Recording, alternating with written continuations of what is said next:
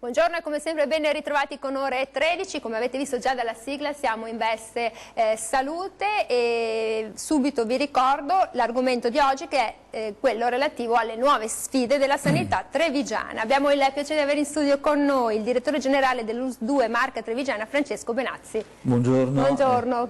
Buona trasmissione a tutti.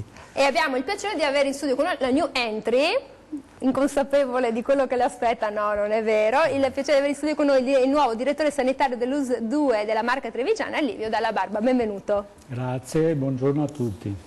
Allora, direttore Benazzi, sono tante le sfide alle quali l'ULSS-2 della Marca Trevigiana è chiamata a rispondere e soprattutto con come quello che insomma, amano definire gli inglesi un work in progress, cioè si lavora per migliorare, questo è il vostro punto di partenza. E allora cosa succede? Che ovviamente per migliorare bisogna anche prendere i pezzi giusti del puzzle e uno ce l'abbiamo qui, dal 16 di settembre cosa sta cambiando nell'ULSS-2 della Marca? Nel 16 settembre sta cambiando che noi abbiamo appunto il dottor Livio Dalla Barba, persona con grande esperienza, che viene da esperienze importanti, è stato direttore dell'ospedale di Vicenza, è stato direttore dell'ospedale di Milano Dolo, è stato uno dei collaboratori importanti soprattutto sulle liste d'attesa della provincia di Trento ed ha lavorato anche nel Friuli, perché è stato anche direttore distretto, quindi un'esperienza multipla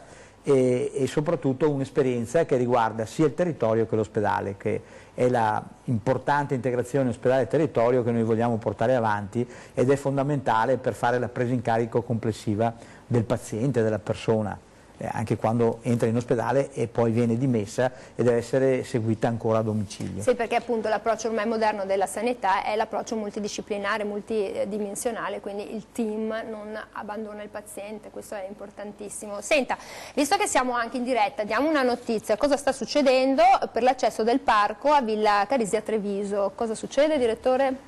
Sì, allora noi abbiamo un bellissimo parco che è patrimonio della città e dei trevigiani. Un bellissimo parco di Villa Nini Carisi che è aperto al pubblico e continuerà ad essere aperto al pubblico, ecco, voglio ribadirlo. Qual è la differenza? Noi rispetto al passato, noi abbiamo purtroppo trovato questo bellissimo patrimonio, c'è una casetta interna, ci sono delle costruzioni, è bellissimo, che viene imbrattato, purtroppo di sera spesso e volentieri dei ragazzi che fanno uso di sostanze chiudono il parco, si nascondono nel parco, qualcuno fa anche uno scempio del parco stesso buttando bottiglie di vetro, buttando bottiglie di plastica e quindi anche inquinando lo stesso parco, per cui abbiamo deciso di recintarlo e di dare al portiere le chiavi di questo piccolo cancello che però ecco, saranno date tranquillamente ai cittadini nel momento in cui chiederanno di accedere al parco e di usufruire della beltà del parco. Quindi un modo per rispettare quello che è nostro, cioè fare in modo che il patrimonio che è nostro non venga, ecco, come dire, distrutto, non venga rovinato, perché sono comunque costi che poi cadono sulle spalle dei cittadini. E poi visto che si parla tanto di ambiente e natura, tuteliamo il verde pubblico, che è insomma, un patrimonio anche proprio per noi esseri umani. Allora, lei deve far finta che qui non ci sia Benazzi, perché io le chiedo, direttore Dalla Barba, allora come è stato questo impatto nell'arrivare appunto in un'ULSS strutturata e in cambiamento progressivo che è quello della Marca? Allora come è stato? Lui non c'è, quindi dica pure. No, d'accordo. L'impatto è stato importante, però ero preparato perché naturalmente conosco tutte le aziende del Veneto e non solo come sono strutturate e so benissimo che l'azienda ULSS Marca Trevigiana è la più grande azienda del Veneto, perché naturalmente rispetto ad altre copre tutta la provincia e ha dentro anche l'hub provinciale. Quindi ero preparato insomma, ad un impegno che poteva essere importante. Mi sono sentito un po' tranquillo alla luce della mia esperienza che, ripeto, spazia sia nel grande ospedale hub come ospedale di Vicenza, sia a problematiche proprio specifiche che sono all'ordine del giorno in questa azienda, ma anche in tante altre aziende, sia del Veneto sia nazionali. Le problematiche le conosciamo, la più grossa è quella della carenza di specialisti per una purtroppo programmazione nazionale improvvida, e naturalmente questo ha creato delle ripercussioni. So che bisogna affrontarle. Da parte mia c'è sempre stata una grande serenità nell'affrontare i problemi, ovvero sia... perché la vediamo calmo e tranquillo, perché se uno fosse una personalità anche un po' agitata, insomma, invece deve essere uno pacato, cioè, vabbè, risolviamolo. Sì, cioè, dà sicurezza questo, esatto, no? Perché credo che l'importante sia un'analisi che non faccia perdere troppo tempo, e poi naturalmente identificare delle linee di azioni operative che vadano al cuore del problema e lo affrontino, insomma, in maniera razionale. Io ho sempre fatto così, credo di aver comunque ottenuto dei risultati, insomma questo è il mio modo di operare, perché mi fa sentire tranquillo. Cerco sempre di interrogarmi se quello che ho fatto l'ho fatto bene, e con questo, insomma, affronto serenamente ogni giornata. Serenamente. Lei quando la ristori va ha detto vabbè, sto tranquillo, perché mette serenità anche, perché è una persona... È fondamentale un gruppo, è un team di lavoro. Avere una persona competente, qual è Livio, mi permetto di chiamarlo Livio per la conoscenza che abbiamo da anni, del dottor Dalla Barba, e anche per proprio questo suo modo di affrontare, io direi all'inglese, no? Cioè problem solving, esatto, col self control. C'è il problema, c'è la risposta, vedo di trovare la risposta, la trovo senza utilizzare mezzi, perché tanto chi si agita troppo alla fine rischia di contorcersi in se stesso. Invece uno che riesce ad essere tranquillo pianifica e dà ovviamente risposte anche, come dire, pensate. Certo, anche perché il cognome Dalla Barba è uno che medita, no? Sì, quindi esatto. questo voglio dire, aiuta parecchio. Allora, certo, lei è calmo e tranquillo, però senta dottor Benazzi, c'è un problema fondamentale che attanaglia un po' tutta l'Italia, diciamo, probabilmente la nostra regione meno, le nostre aziende sanitarie, le nostre un po' meno, però c'è sempre il problema delle liste d'attesa e quello del pronto soccorso, anche ad esempio del Cafoncello. Allora, c'è il problema delle liste d'attesa. Allora, spieghiamo un attimo a chi ci guarda come vengono ragionate, come vengono create, affinché non ci siano errori di comunicazione e che ci siano persone che si sentano discriminate, perché c'è questo anche il problema. Allora, Benazzi, spieghi bene, lì c'è la telecamera bellissima nuova, lo dica. Il problema delle liste d'attesa è un problema che, come ha detto giustamente lei, colpisce, tra virgolette, tutta l'Italia, ma in generale tutta l'Europa, cioè tutte le sanità che sono ovviamente quelle che rispondono poi ai bisogni dei cittadini.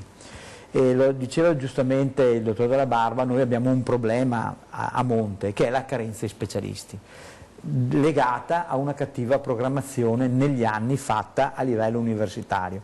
In particolare chi paga di più questa carenza è il Veneto in particolare e anche il Piemonte, perché poi le altre regioni, essendo state d'Italia, essendo state in piano di rientro, non potevano sostanzialmente assumere.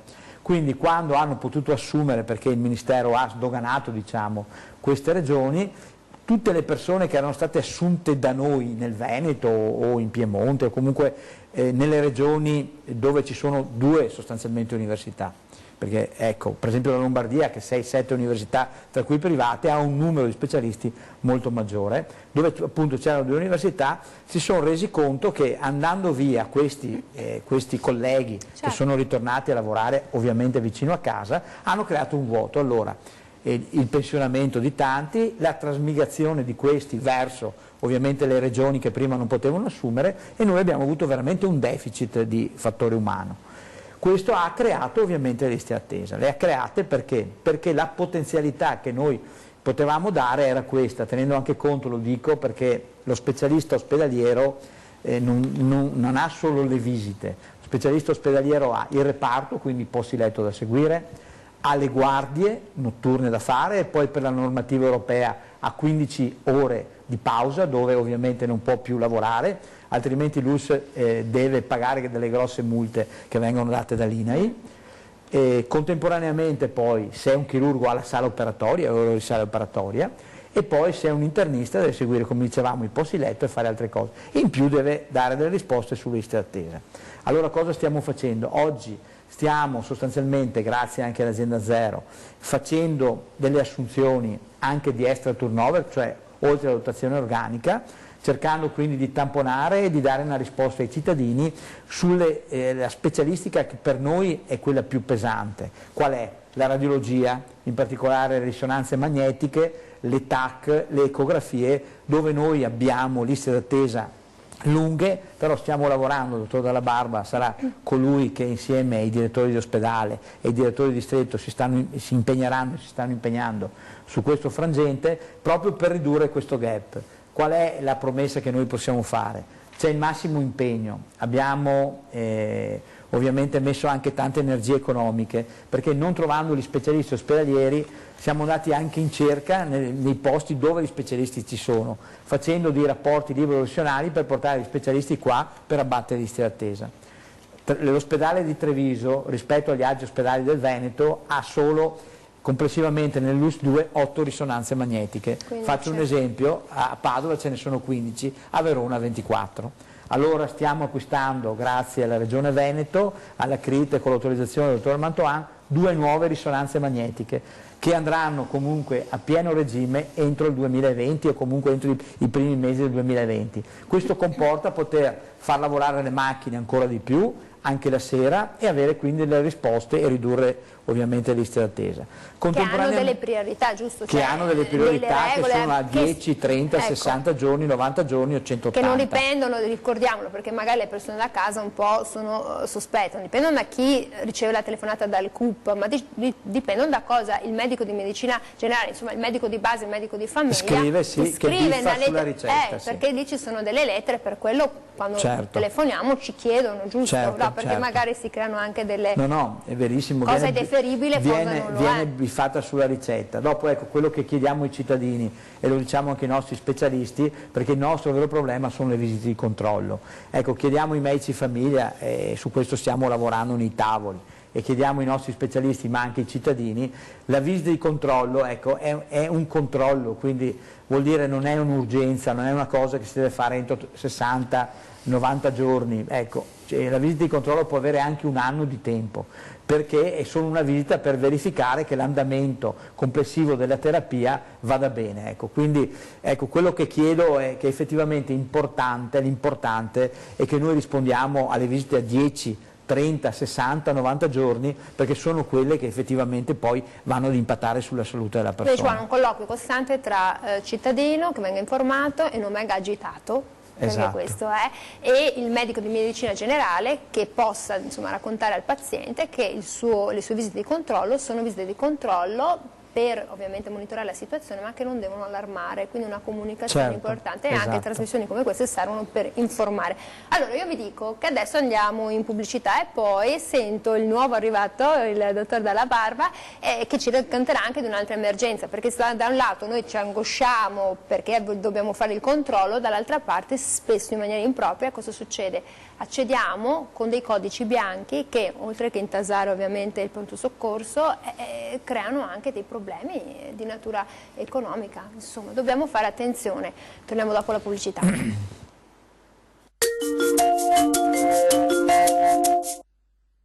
5.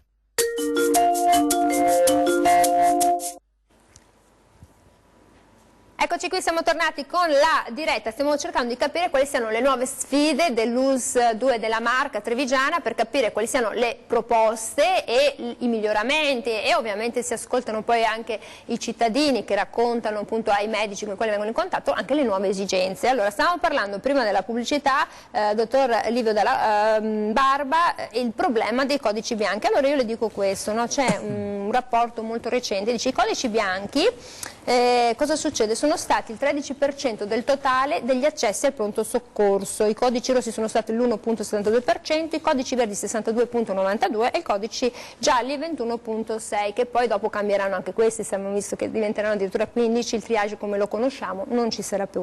Quindi una persona su 10 che ha fatto l'accesso al pronto soccorso era un codice bianco. E allora anche questo è un problema importante. Questo è uno dei problemi del pronto soccorso. Il pronto soccorso nasce naturalmente per l'urgenza ed emergenza, quindi l'accesso di persone, di pazienti che possono essere in pericolo di vita, quindi e sofferenti.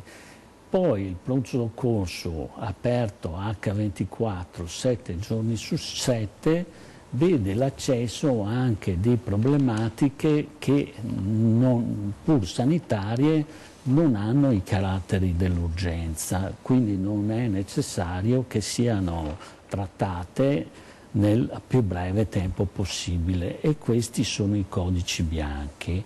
Quindi tutta una serie di problematiche di tipo sanitario, di sintomi, spesso associati a un dolore più o meno lieve, che inducono le persone a presentarsi al pronto soccorso, perché nel vissuto di queste persone non ci sono percorsi assistenziali che possano dare una risposta.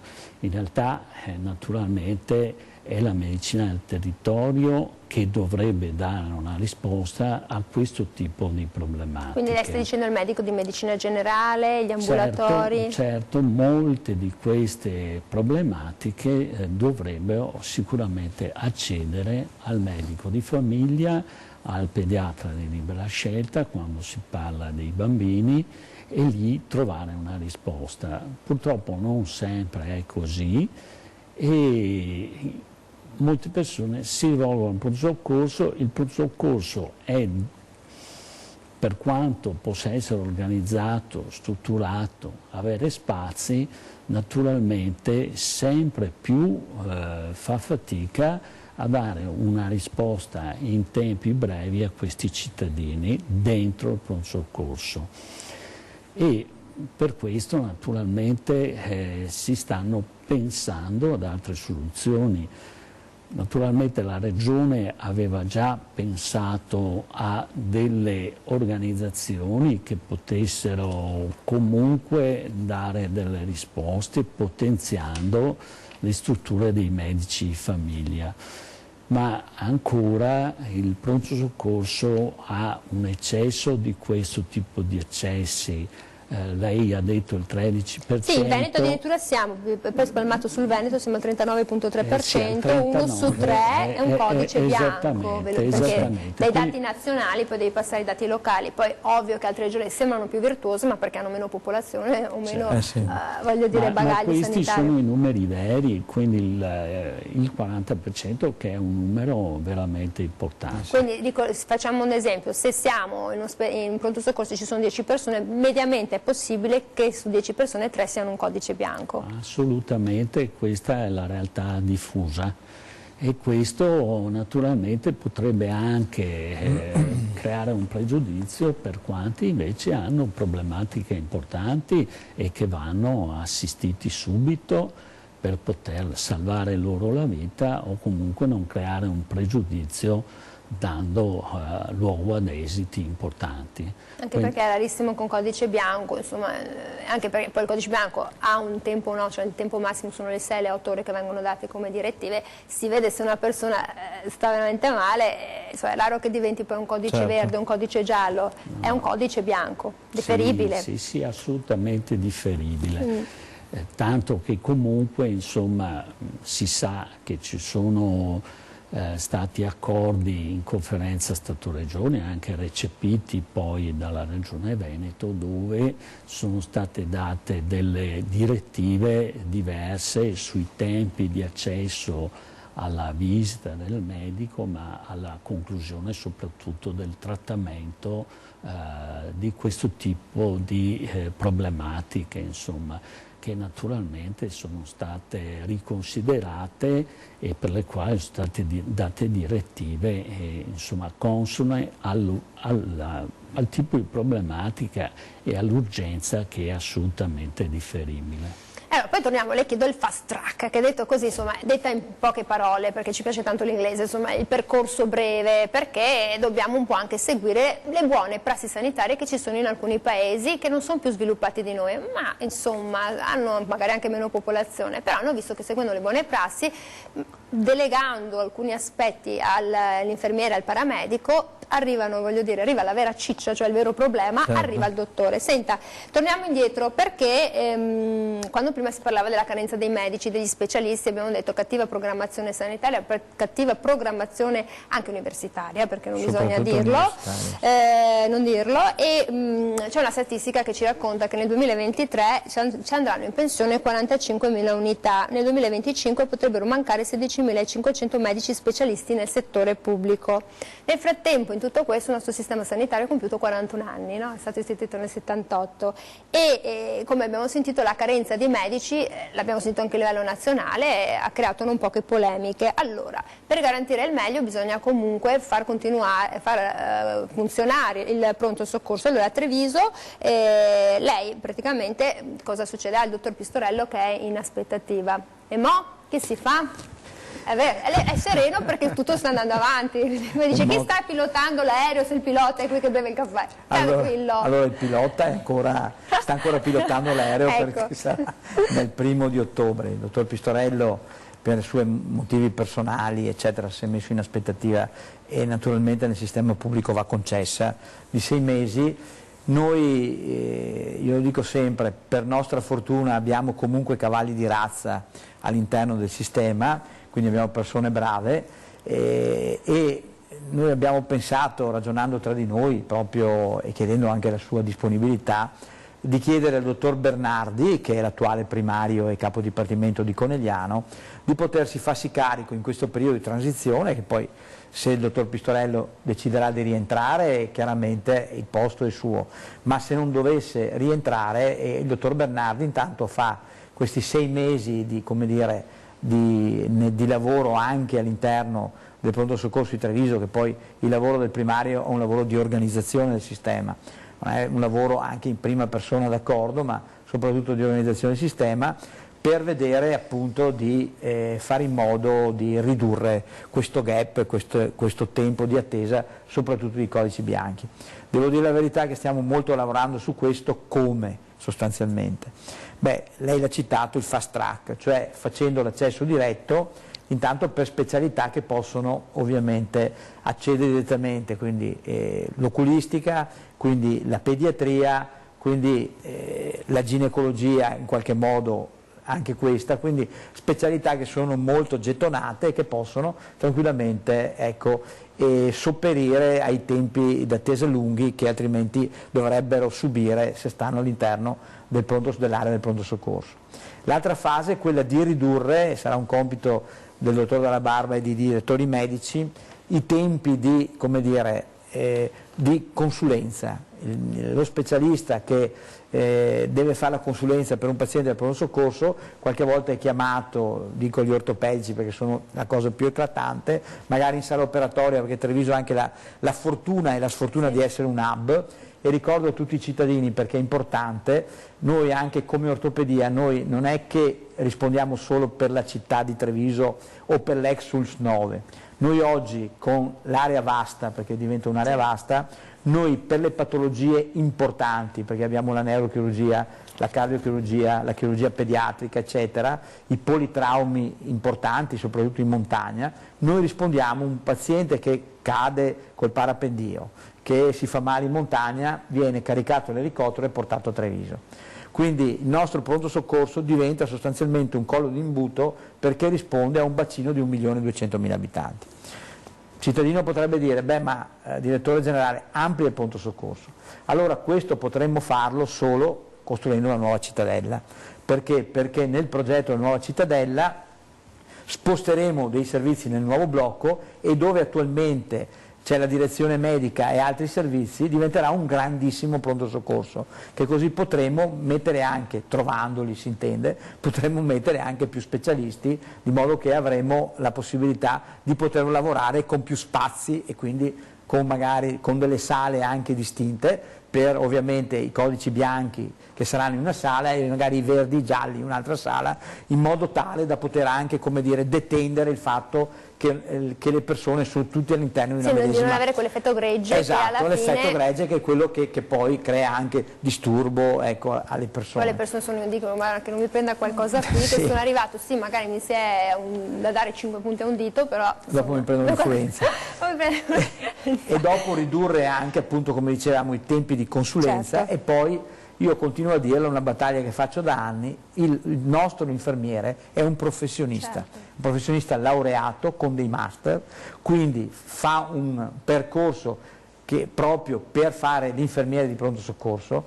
Allora quello che noi chiediamo anche ai cittadini, la presa in carico soprattutto di codici bianchi viene fatta, e vorremmo fosse sempre più fatta, da un infermiere qualificato, il quale prende in carico il cittadino, quindi entra all'interno del pronto soccorso, non sta più in lista d'attesa. Questo è quello che andremo a fare, e lo farà entro 15-20 minuti massimo, comunque anche se è un codice bianco, massimo 30 minuti, lo fa entrare, fa i parametri vitali, quindi misura la pressione, verifica se serve lo stato di ossigenazione del sangue, tutte queste cose, fa il prelievo, diciamo, classico se si sospetta qualcosa d'altro, e poi attende il medico che è all'interno comunque del perimetro del pronto soccorso. In questo modo dovremmo riuscire ancora di più a ridurre i tempi di permanenza dei codici bianchi in pronto soccorso.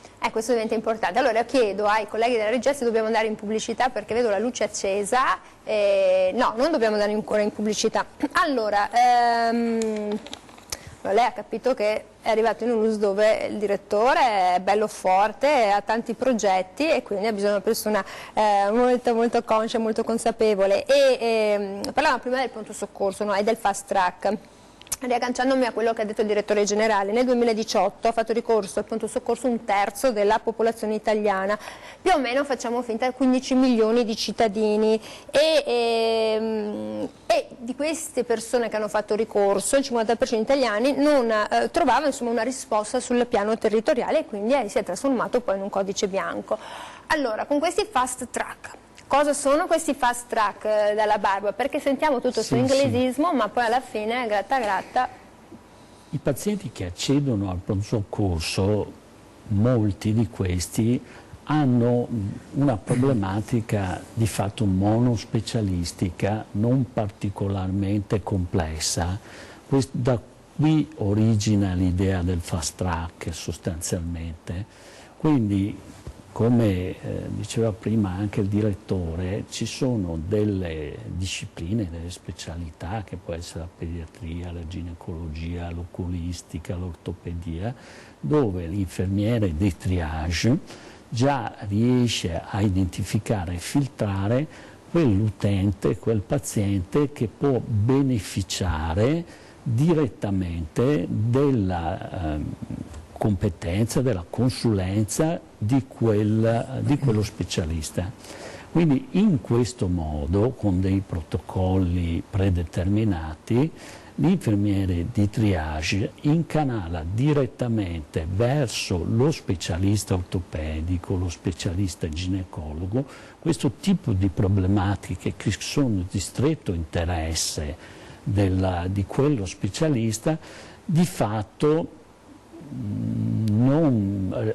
facendo sì che non sia necessario il passaggio della visita del medico di pronto soccorso, quindi risparmiando sostanzialmente il tempo del medico di pronto soccorso, che possa realmente dedicarsi a situazioni di urgenza e complesse. In questo modo molti utenti del pronto soccorso possono trovare una risposta rapida, competente, efficace.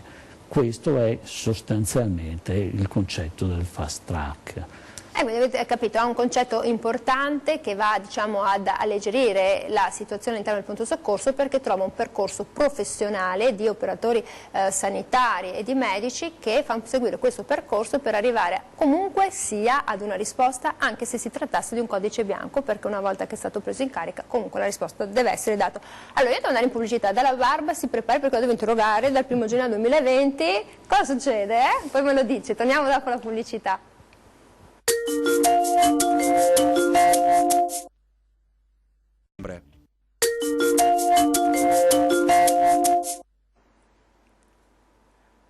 Eccoci qui, siamo ritornati con la nostra USD della marca Trevigiana, siamo con l'USD 2, siamo con il direttore generale dell'USD 2 della marca Trevigiana, Francesco Benazzi, e siamo sempre con Livio Dalla Barba, direttore sanitario dell'USD 2 della marca Trevigiana. Suspense, prima della pubblicità abbiamo detto che a un certo punto, il 1° gennaio del 2020, succede qualcosa che non sono nuove tasse, perché la gente dice sempre il 1° gennaio, finché stiamo facendo festa, succede qualcosa di strano. No, allora viene attivato un nuovo pronto soccorso al Giovanni XXIII di Monastiere. Allora qual è il suo compito, qual è l'area di pertinenza, quali saranno le sue funzioni?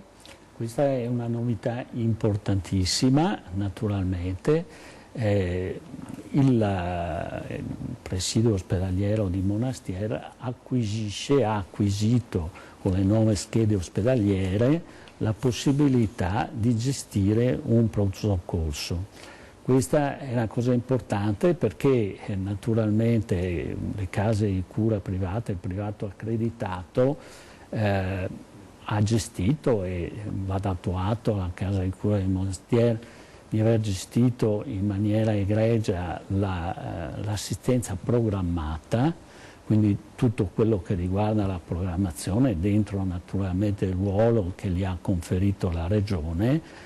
Loro comunque sono parte integrante del sistema sanitario regionale, ma adesso acquisisce un'opportunità in più di aprire un pronto soccorso per i codici bianchi e verdi. Quindi quella risposta territoriale che dicevamo mancava da molto, sul fatto appunto che si andasse a ingolfare, abbiamo visto 3 persone su 10 ingolfano il pronto soccorso della regione, quindi questa è una risposta sul territorio. Esattamente, questa è una cosa importante, gestiranno un bacino d'utenza attorno ai 30.000 abitanti e potranno avere, si calcola, un numero di accessi annuo attorno ai 20.000. È già un numero importante naturalmente, perché sono 20.000 accessi di codici bianchi e verdi che non accederanno più al pronto soccorso dell'ospedale di Treviso. Questa chiaramente sgrava il pronto soccorso di questa parte e dà una risposta efficace sul territorio ai cittadini e agli utenti. Questa è la cosa decisamente importante di questa iniziativa regionale. Senta, facciamo caso che comunque arrivi una persona che non è né un codice, diciamo, bianco né un codice verde, ma in realtà si rivela essere un codice un po' più impegnativo, un codice giallo, un codice rosso sicuramente no, perché magari... Sì, però non si sa mai che una persona possa in maniera veloce arrivare a un codice importante. Allora lì cosa succede? Come vengono... Allora, questo può succedere perché naturalmente aver aperto un pronto soccorso può voler dire che persone accedono a questa struttura. Questo succede anche in altri presidi comunque dove ci sia un pronto soccorso che ha un limitato numero di discipline presenti. A quel punto è importante comunque prima dell'apertura avere ben chiari quali sono i protocolli che regolano la collaborazione fra hub, spoke, comunque avere chiaro insomma quello che può essere fatto alla casa di cura di Monastiere e quello che deve essere centralizzato all'hub.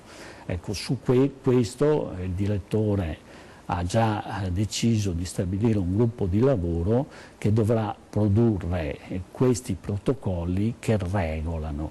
Poi peraltro, come succede ovunque in queste circostanze, la casa di cura dovrà dotarsi di un'ambulanza attrezzata come unità mobile di rianimazione, sempre disponibile per centralizzare i casi importanti, che possono essere un infarto misconosciuto, o anche una persona che arriva con un potentissimo mal di testa che poi potrebbe trasformarsi a breve in un ictus, perché poi i sintomi possono essere soggettivi, non sono tutti in serie come ce li spiegano, e possa trasformarsi la complessità naturalmente del modo in cui si manifesta la malattia nell'essere umano è importante, e quindi può esserci anche un caso di questo tipo. Però insomma i medici sono strutturati, sono preparati, conoscono tutte quante le modalità e le prassi, quindi nell'immediatezza fanno partire questo automezzo e naturalmente allertano la centrale operativa e il reparto interessato. Questo diventa importante, allora capisce che poi la gente magari può anche, mi passi il termine, un po' anche il nostro rognare sul fatto che ci sia un pronto soccorso a Monastier di questa portata, perché potrebbe essere anche un po' una sfiducia nei confronti del pubblico. Allora, Benazzi. Guardi, sfiducia nei confronti del pubblico non credo proprio. Io credo che lo sforzo che ha fatto la Regione individuando a Monastier questo punto di primo soccorso, questo presidio ospedaliero, è nella logica di, continuo a ribadire, di favorire comunque le persone, cioè gli utenti che afferiscono al pronto soccorso di Treviso. Perché il pronto soccorso di Treviso, lo ribadisco, è un pronto soccorso che risponde in termini di codici rossi e gialli, e ricordo a me stesso ma a tutti che in questi ultimi 2 anni sono aumentati rispetto agli anni precedenti del 13%. Cioè vuol dire che le situazioni a rischio vere del pronto soccorso, come è stato citato prima, sono aumentate del 13%, vuol dire che noi stiamo trattando pazienti purtroppo per incidenti stradali, quindi per traumi della strada, per IMA, cioè infarti del miocardio acuto, oppure di ictus, perché più si invecchia la popolazione più il rischio di queste patologie esiste. Stiamo trattando molte patologie legate anche ad altri tipi di incidenti sul lavoro, eccetera, eccetera, che richiedono l'ospedale hub, cioè l'ospedale che ha tante specialità, per cui il fatto di sgravare i codici minori in particolare, che poi devono aspettare 5, 6, 7 ore, quindi giustamente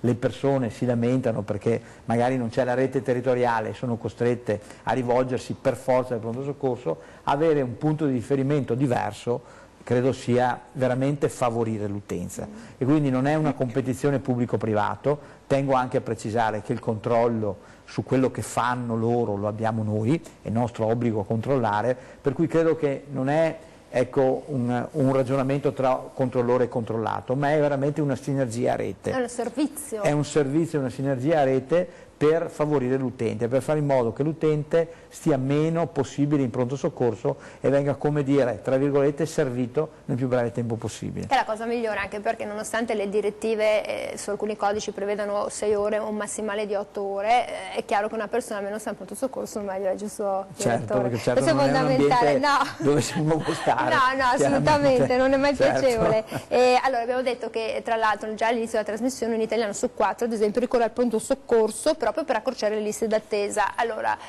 ritorniamo su un concetto base, poi me lo dice proprio dopo durante la pubblicità.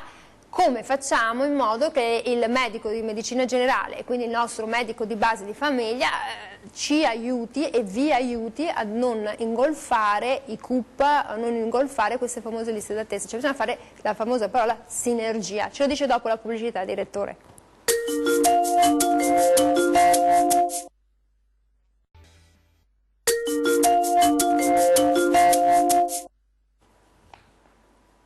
Siamo sempre qui con Ore 13 Salute, stiamo parlando dell'US 2 della marca Trevigiani. Allora, prima della pubblicità abbiamo chiesto al direttore generale Francesco Benazzi come comunicare meglio col medico di famiglia, come fare questa famosa sinergia, perché come dicevo anche durante la pausa pubblicitaria, puoi trovare il medico che fa anche medicina preventiva perché ha paura, no, insomma, che poi il paziente abbia più patologie, più problemi, come anche il medico che prescrive meno. Insomma, bisogna trovare la quadra, come direbbe, no, l'uomo vitruviano, quello perfetto, un po' dentro il cerchio, un po' dentro il quadrato, si starebbe bene. La perfezione non è di questo mondo, per cui siccome siamo umani siamo portati anche a non essere perfetti, ma tendenzialmente dobbiamo arrivare a migliorare il nostro status in generale. Ma io credo che l'importante sia sostanzialmente una collaborazione stretta che si può fare solo, come diceva lei, facendo sinergia. Noi abbiamo degli appuntamenti con i medici famiglia, che sono i comitati aziendali dove ci troviamo con i medici famiglia a parlare delle problematiche del territorio, di cosa succede e cosa vorrebbe l'ULSS per fare in modo di fare sinergie insieme. E abbiamo l'altro appuntamento che è il tavolo di monitoraggio, dove andiamo a verificare le prescrizioni insieme con loro per capire, come diceva giustamente lei, qualche volta se queste prescrizioni sono appropriate oppure se sono meno appropriate, e quindi insieme troviamo la strada per perfezionarle e farle diventare appropriate, cioè più corrette e più giuste in base alle esigenze del cittadino.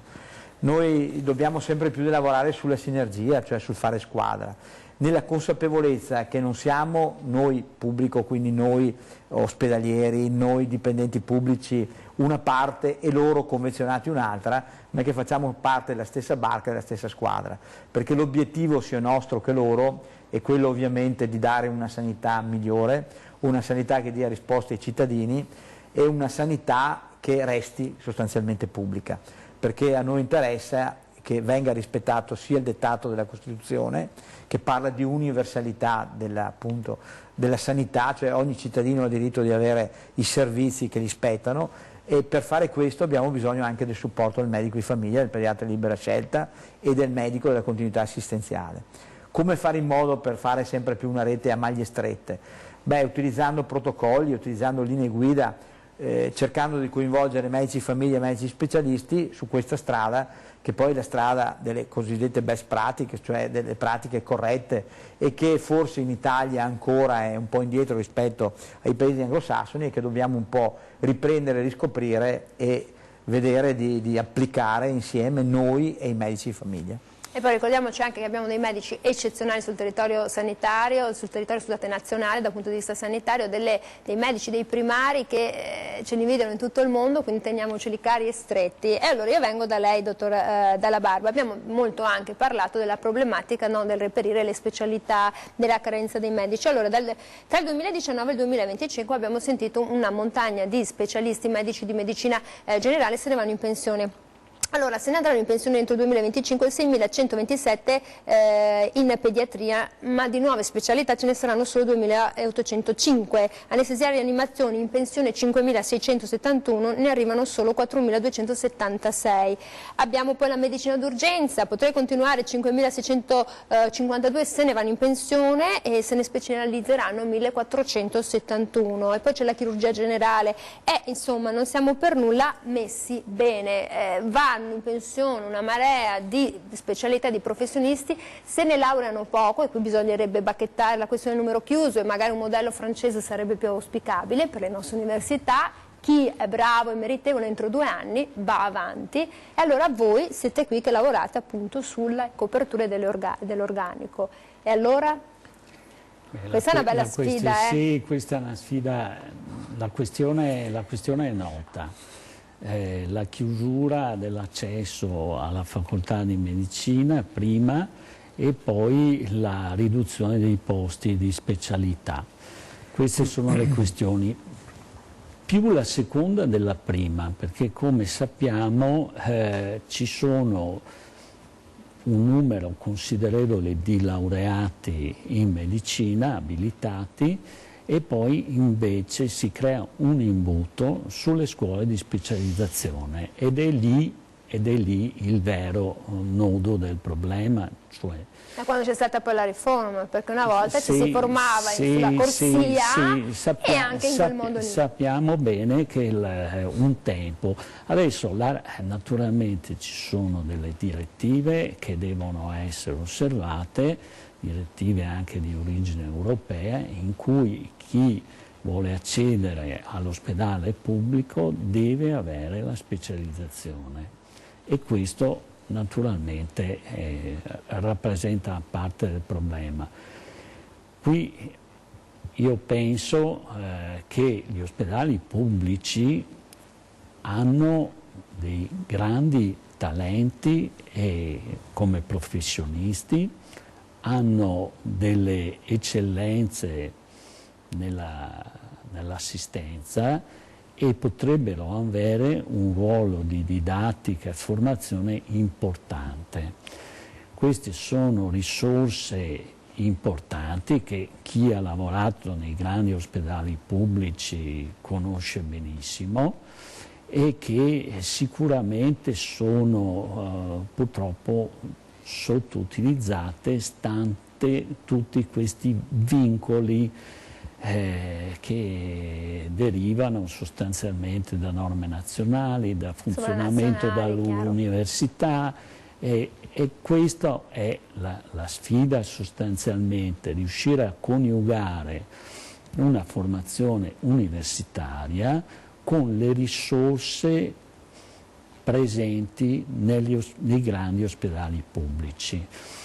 Questa è la svolta. Poi naturalmente, siccome la problematica è attuale, naturalmente bisogna utilizzare nel breve periodo tutte le risorse disponibili e su questo la nostra Regione si è impegnata, ha prodotto documenti, ha dato delle indicazioni che non vanno prese singolarmente, ma vanno viste in un contesto. Sto pensando anche alle indicazioni sull'utilizzo dei pensionati, che non deve essere visto come un unico elemento dimenticando gli altri, perché tutti noi ovviamente vogliamo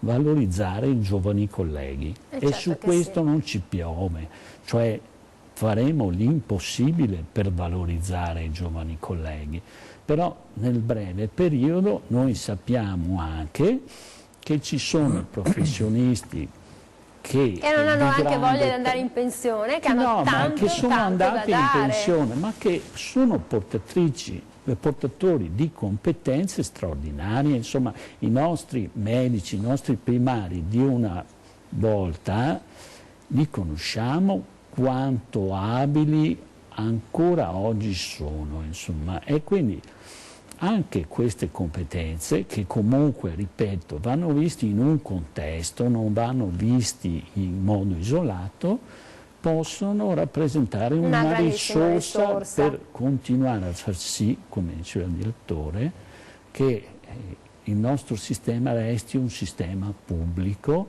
e dia ai nostri cittadini quanto hanno diritto. E poi insomma non si sa mai che si ritorni al vecchio sistema. Benazzi ci si formava in corsia e i medici primari che ha appena citato dalla Barba, sì, la specialità, però tanti venivano dalla scuola. Certo. Senta, allora stiamo in chiusura, però mi piacerebbe dire una parola, perché qua è tutta una costruzione, arriva gente nuova, strutturata, però avete la Cittadella, il nuovo polo, l'area critica di Conegliano, e lì mattone va... Sì. È una bella sfida, l'ospedale di Treviso, come dicevo, siamo partiti, era un periodo un po' a rilento, nel senso che ci siamo trovati una situazione un po' in fase di stallo, adesso l'abbiamo sbloccata. Il cantiere è stato un po' fermo perché abbiamo trovato dei rifiuti del passato, che comunque la cosa è stata sistemata, il cantiere sta andando avanti, noi contiamo comunque entro il 2022 di finire il blocco importante dei 700 posti letto monitorati, quindi di tutta la specialistica, le 29 sale operatorie, le radiologie, le nuove tecnologie. Tenga conto che avremo un ospedale, oggi purtroppo siamo in situazioni, come dire, ambientali che non sono delle migliori, perché abbiamo cameroni qualche volta ancora antichi degli anni 70 dove ci sono 4-6 posti letto dentro per situazioni logistiche alberghieri difficili. Col nuovo ospedale avremo camere da un posto, da 2 posti, massimo letto, molto con alta tecnologia, quindi veramente un sistema di comfort importantissimo. Io lo dico sempre, però importante la struttura ospedaliera, però, quindi alberghiera, però è importante avere anche professionisti preparati e avere gente che lavora con umanità nei confronti del paziente. Quindi la Cittadella di Treviso sta andando avanti, possiamo rassicurare i cittadini che il polo più importante, che è quello di 700 posti letto nel 2022, sarà concluso, e poi andremo ovviamente a sistemare l'altra parte dell'ospedale per mettere, appunto, fare un grande pronto soccorso, una grande area di accettazione, e poi la parte dell'area medica della geriatria, e contemporaneamente costruiremo anche la parte della formazione che servirà per l'università e per la scuola di medicina. Sul polo di Conegliano, e chiudo, sul polo di Conegliano andiamo a rifare anche lì tutto l'ospedale, la parte nuova, perché abbiamo una parte vecchia dell'ospedale. Là non sarà un project financing come a Treviso, ma sarà un appalto, quindi una gara europea. Anche là contiamo comunque entro il 2024 di avere 24-25 di avere l'ospedale nuovo di Conegliano. Intanto, siccome poi dobbiamo chiudere, però è partito parte del soccorso in ottobre, giusto? Certo, e allora... in ottobre parte del soccorso, e io spero anche che nel 2021 di vedere già la grande casa di 700 posti letto conclusa, per cominciare poi a far entrare i reparti e le unità operative. Ha capito dalla barba dove è arrivato? Bene, è un posto importante dove ci sono grandi sfide. Ecco, e allora mi è piaciuto l'alberghiero perché ho pensato a questa super tecnologia di tutta sta domotica, il paziente che prova a accendere la luce e piega il letto, bisogna fare anche attenzione, la domotica è bella ma anche no, non sempre. Allora, oggi abbiamo parlato delle nuove sfide della sanità trevigiana, abbiamo avuto davvero il piacere di avere in studio con noi Francesco Benazzi, direttore generale del VULS 2 della Marca Trevigiana, grazie, e abbiamo avuto il piacere di dare il battesimo, anche televisivo, a Livio Dalla Barba, direttore sanitario dello S2 della Marca Trevigiana. Grazie a tutti i nostri telespettatori, con Ore 13 torniamo domani, arrivederci.